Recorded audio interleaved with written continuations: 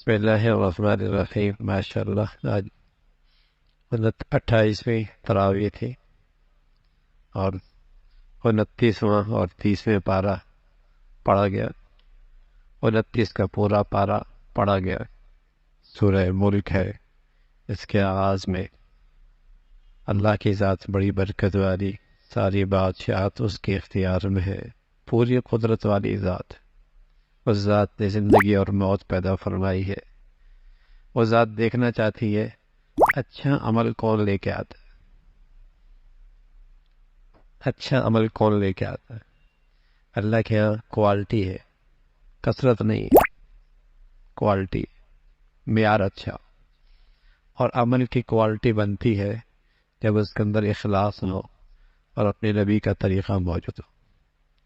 جتنی وہ چیز شریعت کے مطابق سنت میں ڈھلی ہوگی اور جس قدر اخلاص اور خلوص زیادہ ہوگا، اس عمل کا وزن بڑھ جائے گا اور اس عمل کا معیار بڑھ جائے گا۔ اسی کا تذکرہ فرمایا کہ اللہ رب العزت قادر مطلق ہے دنیا آخرت کے لحاظ سے۔ اس پوری کائنات میں قادر مطلق وہی ہے۔ آسمان کا منظر دیکھو، بار بار دیکھو، کہیں پھٹن اس چھت پہ بھی نظر آ رہی ہے؟ کچھ نہیں ملے گا۔ یہ اسی کی ذات ہے، اسی کی قدرت ہے، سب کچھ سنتا ہے، سب کچھ دیکھتا ہے۔ بدعملی کرنے والے کیسے اللہ کی پکڑ سے بے خوف ہو چکے ہیں، کیسے بے خوف۔ ایک دن آنے والا ہے جس دن اللہ بدعمالیوں پہ سزا دیں گے۔ کفار کہا کرتے تھے وعدہ کب پورا ہوگا، اگر ہم نافرمانے تو سزا کیوں نہیں ہوتی؟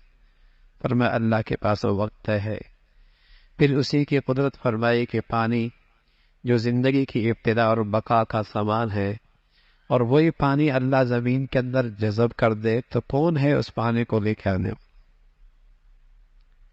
ہر چیز کا وجود اور بقا پانی سے ہے، اور وہ ذات اس پانی ہی کو زمین کے اندر گم کر دے، کون لے کے آئے گا؟ ایک نادان، گستاخ، بے ادب کہنے لگا میں کنواں کھودوں گا، پانی نکال لوں گا۔ اللہ رب العزت نے فوراً تھپڑ مارا اور اس کی آنکھوں کی بینائی ختم کر دی، اس کی آنکھوں کا پانی ختم کر دیا۔ اور اللہ نے یہ بتا دیا پہلے اپنے آنکھوں کا پانی تو واپس لوٹا کے دکھا۔ آنکھوں کا پانی گم کر دے، جسم کا پانی گم کر دے، کون لاگ سکتا؟ بس اوقات بے ادبی اور گستاخی کی سزا جلدی بھی ملتی ہے، جلدی بھی تھپڑ لگتا ہے۔ سورہ قلم ہے۔ علم اور قلم اسباب علم کی ہمارے دین اور ہماری شریعت میں بڑی قدر ہے۔ اسی کی قسم ہے کفار آپ کی گستاخی کیا کرتے تھے کہ آپ اخلاق سے عاری ہے، آپ سے رشتے ٹوٹ پھوٹ گئے ہیں۔ اللہ نے جواب دیا آپ تو عظیم اخلاق پر، آپ کے خلق تو بہت اعلیٰ ہے۔ اور ہمیشہ اس قسم کی باتیں کرنے والے کمینے لوگ ہوتے ہیں، جن کی نسلیں بھی مشکوک ہوتی ہیں، جن کی نسلیں بھی مشکل ہوتی ہیں، گرے ہوئے لوگ ہوتے ہیں، غیبت کرنے والے ہوتے ہیں، اور مال و دولت کی کثرت نے ان کو غفلت میں ڈال رکھا ہے، تکبر میں مبتلا کر رکھا ہے۔ پھر ایک باغ کا تذکرہ فرمایا۔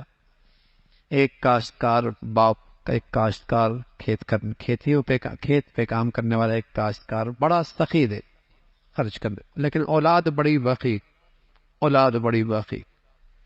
باپ بڑا سخی دل تھا، اولاد بخیل آئی اور سمجھا کہ باپ تو ایسے ہی خرچ کر دیا کرتا تھا سارا مال، ہم کسی کو بھی نہیں دیں گے۔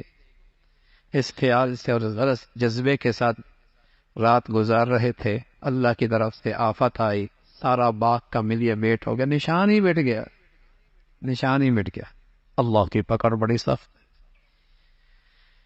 کوئی بھی اللہ کے ہاں اللہ کی دی ہوئی نعمتوں میں، مال میں بخل کرے گا تو انجام اچھا نہیں ہوتا، انجام اچھا نہیں لگتا، کسی کی نہیں گئی مصیبت میں لگ ہی جاتا ہے، لگ ہی جاتا۔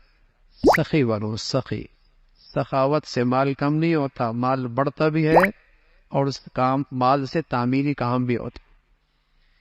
بخیل آدمی اللہ سے بھی دور ہوتا ہے، جنت سے بھی دور ہوتا ہے، جہنم کے قریب ہوتا ہے، مخلوق سے بھی دور ہوتا ہے۔ اور سخی آدمی اللہ کا بھی پیارا، مخلوق کا بھی پیارا، جنت کے بھی قریب۔ مسلمانوں کا قومی مزاج تھا سخاوت، سخاوت قومی مزاج مسلمانوں کا سخاوت۔ پھر حضرت یونس علیہ السلام کشتی میں، اب مچھلی کے پیٹ میں اللہ کو پکارتے ہیں، اللہ رب العزت نے نجات دیتے ہیں، فرمایا میرا نیک بندہ ہے، آزمائش میں آ گیا۔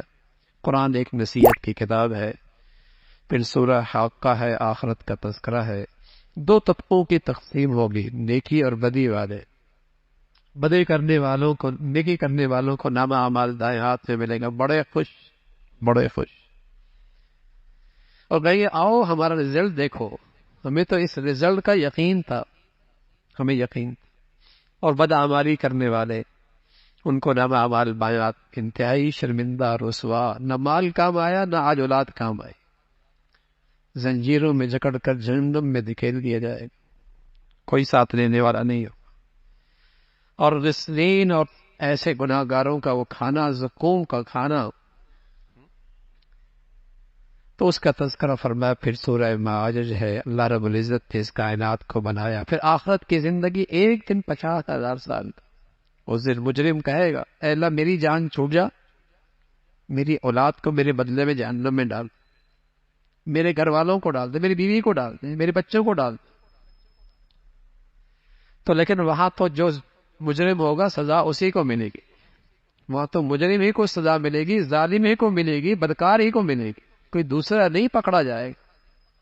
لیکن جن رشتوں کے خاطر اس دنیا میں آدمی اللہ کو ناراض کرتا ہے، اس دن انہی کو پیش کر دے گا، سارے رشتے فشتے ٹوٹ پھوٹ جائے۔ ہاں نیک لوگ، نمازوں کا اہتمام کرنے والے، اللہ کے راستے میں خرچ کرنے والے، نمازوں پہ استقامت کا مظاہرہ کرنے والے، امانتوں کا خیال کرنے والے، سچی گواہی دینے والے، نمازوں کو اپنے اوقات کے ساتھ خیال رکھنے والے، یہ ہے ان کی وہاں بھی عزت ہوگی، شرافت کا، ان کی وہاں بھی شرفاء میں ہوگے، اکرام ہوگا، اس کا تذکرہ۔ پھر حضرت نوح علیہ السلام کا تذکرہ ہے، اللہ کی دعوت دیتے ہیں اور دعوت دیتے ہی جاتے ہیں اور صدیاں گزر جاتی ہیں، لیکن قوم اور بھٹکتی اور بھٹکتی اور دور ہوتی ہے۔ حضرت نوح علیہ السلام قوم کو نصیحت کرتے ہیں اللہ سے معافی مانگو، رحمت کی بارشیں آئیں گی، اللہ نرینہ اولاد دے گا، تمہاری معاشی حالت اچھی ہو جائے گی، توبہ کرنے کی یہ ساری برکات قرآن میں موجود ہے، رحمت کی بارشیں ہوتی ہیں، کھیت زراعت شاندار ہونے لگتی ہے، معاشی حالت اچھی ہونے لگتی ہے، اللہ نرینہ اولاد دیتے۔ یہ استغفار حسن بصری رحمۃ اللہ علیہ کی خدمت میں ایک شخص آیا، کہت کوئی وظیفہ بتائیں، اولاد نہیں ہے، فرمایا استغفار کرو۔ کچھ عرصے کے بعد ایک شخص آیا، کہا یا حسن بصری صاحب بارشیں نہیں ہو رہی، کوئی وظیفہ بتائیں، کہا استغفار کرو۔ کوئی ایک شخص آیا، کہا معاشی طور پہ بڑی پریشانی ہے، کہا استغفار کرو۔ پاس بیٹھنے والے نے کہا بیماریاں مختلف ہیں، حاجات مختلف تھی، نسخہ ایک ہی دیا، فرمایا اللہ نے کہا ہے، اللہ نے کہا یہ استغفار میں یہ تاثیر موجود ہے، بشرطیکہ کہ وہ قوم ندامت کے ساتھ اللہ سے معافی مانگے، ندامت اور شرمندگی کے ساتھ اللہ سے معافی مانگے، یہ ساری برکتیں ہیں موجود، اس عمل میں یہ تاثیر اللہ نے رکھی ہے، اس میں موجود ہے۔ اور کوئی شخص اپنی انفرادی زندگی میں سچی توبہ کرے گا تو اللہ کے نبی نے فرمایا 3 انعام ملے، 3 انعام ملے۔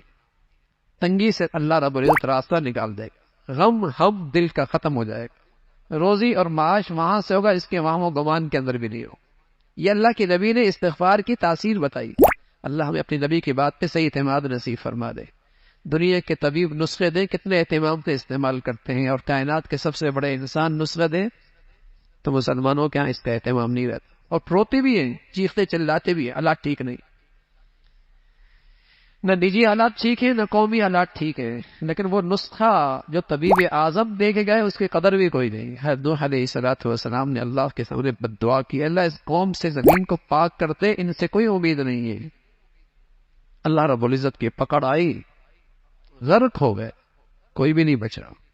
سورہ جن کا تذکرہ ہے، اللہ کے فرشتے، اللہ کے یہ مخلوق ہے، اللہ کے نبی کا قرآن سنتے ہیں ایمان لے کے آتے ہیں۔ مسلم انسانوں کے لیے عبرت تھی کہ مخلوق جن جیسی تو ایمان لے آئی، تم ایمان نہیں لاتے، اس کا تذکرہ۔ پھر اللہ کے گھر کی بڑائی کا تذکرہ۔ اللہ کا گھر اس لیے ہوتا ہے مساجد جس میں صرف اللہ کے تذکرے ہوں، اور اللہ کے غیر کے تذکرے مسجدوں میں، یہ مسجد کی بڑی بے ادبی ہے، بڑی بے ادبی۔ آپ بتا دیجئے نفع نقصان کا مالک ایک اللہ ہے، ایک اللہ کے ذات، میں بھی نفع نقصان کا مالک نہیں، پھر اللہ نے اپنے حبیب کو بہت پیارے انداز سے پکارا، اے کملی والے اٹھ، رات کی تنہائی میں میری بندگی کا تہجد پڑھ، اے کملی والے، اور ٹھہر ٹھہر کے قرآن پڑھ۔ پہلے یہ تہجد فرض تھا اس امت پر، آسانی فرما دی، فرمایا فرض تو نہیں ہے، لیکن جو میرے پیارے ہوتے اور رات کو اٹھا کرتے، جو میرے مقرب ہوتے، میرے خواص اور خاص ہوتے، انہیں تہجد کی سعادت اور نواز نصیب ہوتی۔ اللہ ہمیں بھی نصیب فرما دے۔ سحری کا وقت ہوتا ہے، اٹھنا ہی ہوتا ہے بھائی، پڑھ لیا کریں اور اللہ سے مانگ لیا کریں، اللہ زندگی بھر کا معمول نصیب فرما دے۔ تہجد کی نماز جہاں اللہ کے مقرب بندوں کی نماز ہے، وہاں اللہ کے نبی نے اس کی تاثیر بتائی ہے، اس کو بٹھا دو بھائی۔ وہاں یہ تاثیر بھی بتائیے کہ اس سے جسم کی صحت بھی ہے، اس میں جسم کی صحت بھی ہے۔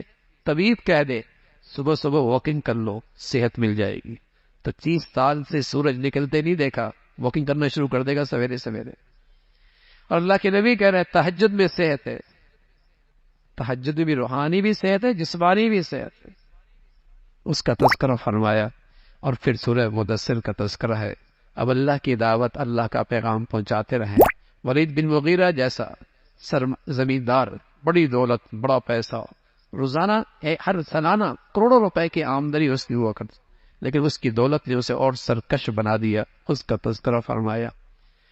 پھر جنت جہنم میں جانے والوں کا تذکرہ، وہ کیا کن بری عادتوں میں مبتلا تھے کہ جہنم میں گئے، فرمایا ان کی ایک بری عادت تو یہ تھی کہ وہ نماز نہیں پڑھتے۔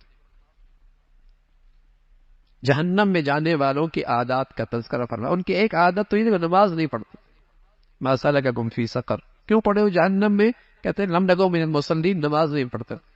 بڑی ہمت ہے مسلمانوں کی، قرآن پہ ایمان رکھتے ہیں اور پھر ان کی اولادیں اور بچیاں نماز نہیں پڑھتی اور فکر بھی نہیں ہوتی، دنیا کی آگ کی طرف جائیں تو بے چین ہو جاتی ہیں، جہنم کی آگ کی طرف میری نسل دوڑ رہی ہے، کسی کے ماتھے پہ بل نہیں آتا، کام پہ جو نہیں رنگ۔ ما سلککم فی سقر، کیوں پڑھے جہنم، نماز نہیں پڑھتے۔ اللہ نہ کرے ہمارے گھروں میں کوئی بے نمازی ہو، اللہ نہ کرے۔ نماز تو اسلام کا وہ بنیادی رکن ہے بھائی، اس کے بعد اسلام ہے ہی کوئی نہیں اس کے بغیر۔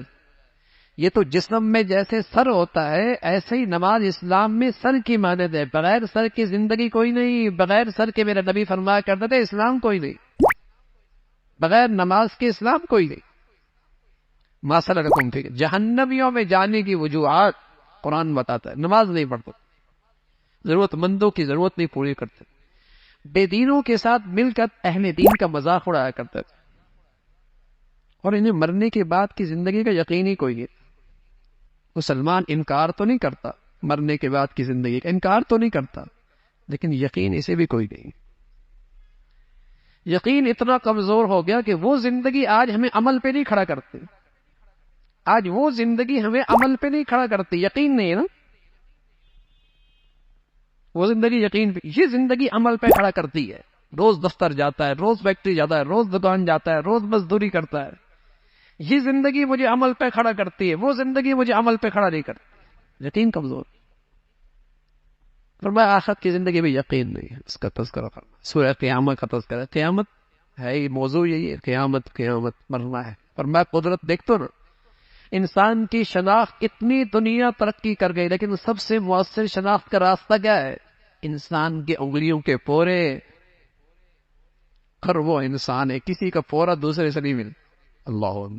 اور یہ ہے کتنا بڑا رقبہ، ہے کتنا بڑا حصہ، اس چھوٹے سی حصے میں اللہ نے کتنی لکیریں ڈالی ہیں کہ کھربوں انسانوں کی لکیریں آپس میں نہیں ملتی، سبحان اللہ۔ اور وہ اللہ ہے جہاں انسانوں کو دوبارہ پیدا کرے گا، وہ انگلیوں کے پورے بھی پیدا کرے گا، اس کی قدرت کا کیا گیا۔ لیکن تم ہو دنیا کی چاہت تمہیں زیادہ، تمہاری نظر میں زیادہ اہم ہے، آخرت کو تم فراموش کرتے ہو، اس کی مذمت فرمائی۔ انسان پہ ایک دور ایسا بھی آیا اس کا کوئی وجود ہی نہیں تھا، پھر اللہ نے اسے پیدا کیا، راستے دکھا دیے بھائی، شکر گزار بننا ہے، نافرمان بننا، ہدایت پہ چلنا ہے، گمراہی پہ چلنا، اختیار ہے، لیکن دونوں کی سزا اور انعام کا ایک اعلان بھی فرما دیا۔ اگر نیکی پہ چلو گے جنت ہے، بسیریوں پہ بیٹھے ہوگے، جنت کا تمہارا مسکن ہوگا، تمہاری حسن و جمال، تمہیں اللہ رب العزت حسن جمال سے نوازیں گے، اور سب سے بڑی بات وہ اللہ تمہیں خود پلائیں گے، اثر کے بعد بھی میں نے عرض کیا تھا کہ وَسَقَاهُمْ رَبُّهُمْ شَرَابًا طَهُورًا، آپ کے گھر میں مہمان آتا ہے تو آپ ملازم سے کہتے ہیں شربت پلا دو، کوئی اور اہم مہمان ہوتا ہے تو آپ بیٹے سے کہتے ہیں بیٹے تم پلا دو، اور کوئی اور بڑا مہمان ہوتا ہے عظیم، بڑا عظیم جس کی قدر زیادہ ہوتی ہے، آپ خود کھڑے ہو کے اسے پلا رہے ہوتے. سبحان اللہ. بعض خوش نصیب جنتی بھی ایسے ہوں گے اللہ انہیں خود پلا رہا ہو. وَسَقَاهُمْ رَبُّهُمْ شَرَابًا طَهُورًا. ایسی شان، ایسی محبت، ایسی اللہ رب العزت اکرام. سبحان اللہ. یہ جنت میں سب کچھ ہو، اس کا تذکرہ فرمایا. سورہ مرسلات کا تذکرہ ہے، کئی سارے قسمیں کھائیں، فرمایا فیصلے کا دن آنے والا ہے، جھوٹے عقیدہ، جھوٹا عمل، جھوٹی زبان، بڑی بربادی ہے، بڑی بربادی. اس کی کئی مرتبہ مذمت فرمائی. پھر جنت کی نعمتوں کا تذکرہ ہے، نیکی کرنے والوں کو اللہ رب العزت یوں ہی نوازا کرتے ہیں. پھر سورہ نبا ہے، قیامت آئے گی، وہ بڑی خبر ہے، قیامت کی خبر بڑی خبر ہے. اور اس سے اللہ کی قدرت دیکھو نا، زمین و آسمان کا یہ سارا نظام، آسمان سے بارش کا برسنا، کھیتوں کا اگنا، اور زمین کے اندر سے سارا نظام کس کے حکم سے چلتا ہے؟ اللہ کے حکم سے چلتا ہے. پھر پرہیزگاروں کے لوگوں کے لیے کامیابی ہے، جنت کی نعمتیں ہیں، اور وہاں کوئی تکلیف کی بات، بےہودہ بات جنتی نہیں سنے گا. وہاں سفارش کون کرے گا؟ جسے اللہ اجازت دے. نبی سفارش کریں گے، شہداء سفارش کریں گے، علماء سفارش کریں گے، حفاظ سفارش کریں گے. یہ اللہ کے مقرب ترین لوگ ہوں گے، وہ جنہیں اللہ سفارش کی اجازت دیں گے. انبیاء کریں گے، علماء اولیاء کریں گے، علماء کریں گے، حفاظ کریں گے، شہداء کریں گے. یہ اللہ کے مخصوص لوگ ہوں گے جنہیں سفارش کی اجازت ہوگی، اور جنہیں اجازت نہیں ہوگی وہ کوئی سفارش نہیں کر سکتے.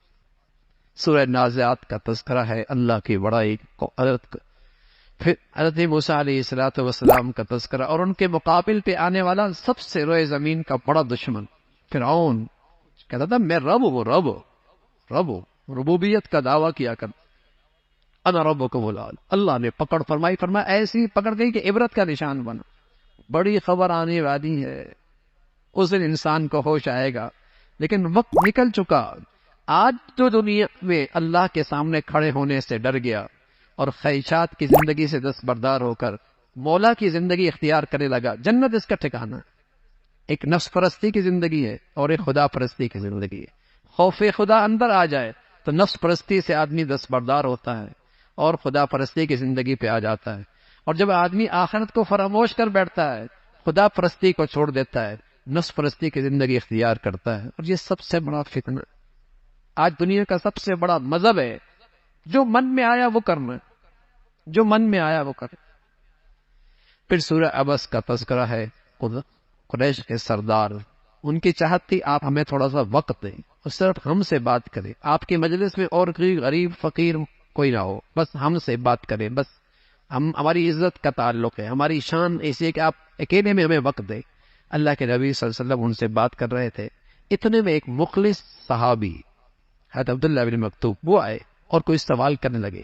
آپ علیہ الصلوۃ والسلام اس خیال سے کہ یہ آج ہاتھ آئے ہیں، ان سے بات کر لی جائے، یہ تو اپنے ہی ہے، پھر بھی پوچھ لے گا. لیکن اللہ کے نبی صلی اللہ علیہ وسلم کو اللہ نے کہا نہ، یہ طالب ہے، یہ سچا طالب ہے. اور یہ لوگ ہیں ان کے اندر طلب نہیں ہے. طلب طالب کا پہلا حق ہے. جس کے اندر طلب موجود ہے اسے آپ پہلے وقت دیں، اس کو آپ زیادہ اہمیت دیں. اس کا تذکرہ فرمایا. پھر آخرت کا تذکرہ، جہاں ہر آدمی دوسرے سے بھاگتا ہوا نظر آئے گا. آدمی اپنے بھائی سے بھاگے گا، ماں سے بھاگے گا، اولاد سے بھاگے گا، سب ایک دوسرے سے ہر ایک اپنے شغل میں، اپنے کام میں ایسا ہوگا کہ کسی کو کسی کی پرواہ نہیں ہو. کچھ چہرے جن کے چہروں پہ خوبصورتی چمک رہی ہو، حسن چمک رہا ہو، چہرے چمک رہے ہوں گے، وہ لوگ کامیاب لوگ ہوں. کچھ لوگ جن کے چہروں پہ سیاہی ہوگی، جو دنیا میں اللہ کی نافرمانی کرتے تھے. یہ منظر وہاں ہوگا. پھر سورہ تکویر کا تذکرہ ہے، کس طریقے سے سارا نظام درم برم ہو جائے گا، ستارے بے نور ہو جائیں گے، سورج چاند کی روشنی ختم ہو جائے گی، جنگل کے درندے شہروں کی طرف دوڑ پڑیں گے. اور وہ دن قائم ہوگا، وہ بڑا سخت دن ہے، بڑا سخت دن ہے. اور وہاں مردہ کی ہوئی لڑکی وہ بھی پوچھے گی مجھے زندہ درگور کیوں کیا گیا تھا، مجھے زندہ کیوں مار دیا گیا تھا. اس زمانے میں تو بچیاں پیدا ہوتی تھی پھر انہیں قتل کرتے تھے، اور آج 4 مہینے کے بعد 5 مہینے کے بعد بچوں کو ضائع کر دیتے. اس لیے کہ بچہ ایک ہی اچھا، یا بچہ 2 ہی اچھے، یا بچیاں کی ہو بس بچے ہو. ہاں جب پتہ چلتا ہے 4 مہینے کے بعد 5 مہینے کے بعد اسے قتل کر دیتے ہیں. یہ قاتل ہے، جو کہتا ہے وہ بھی قاتل ہے، جو کرتا ہے وہ بھی قاتل ہے، جو سہولت کار ہے وہ بھی قاتل، روح پڑ جاتی کل قیامت میں۔ آج تو شاید کوئی ہاتھ نہ ڈالے، لیکن کل قیامت میں تو یہ مظلوم اللہ کے سامنے فریاد کرے گا، برجا کرے گا۔ پھر قیامت کا تذکرہ ہے اور انسان کو تلقین فرمائے، انسان تو اپنے رب سے کیوں غافل ہے؟ دیکھتا نہیں اپنی تخلیق، اپنا جسم، کیسے اللہ نے تیری ذات کے اندر کیسی کیسی نعمتیں رکھی ہے اور کیسا حسین بنایا ہے، ایسا جیسے تو چاہے کہ ایسا مجھے بنا دے۔ ارے آنکھیں کہیں اور ہوتی، ناک کہیں اور ہوتا، منہ کہیں اور ہوتا، سبحان اللہ، لقمہ اٹھاتا ہے، دیکھ بھی لیتا ہے، سونگ بھی لیتا ہے، کھا بھی لیتا ہے۔ ایسی خوبصورت تصویر بنائی ہے، پھر اس رب کریم سے کس چیز نے تجھے غافل کر رکھا؟ وہ دن آنے والا ہے، دن بڑا سخت ہے، اور وہاں بادشاہت فیصلہ صرف ایک اللہ کا ہے اور کوئی نہیں ہوگا۔ اللہ رب العزت اپنی عظمت، محبت اور آخرت کی سچی فکر نصیب فرمائے۔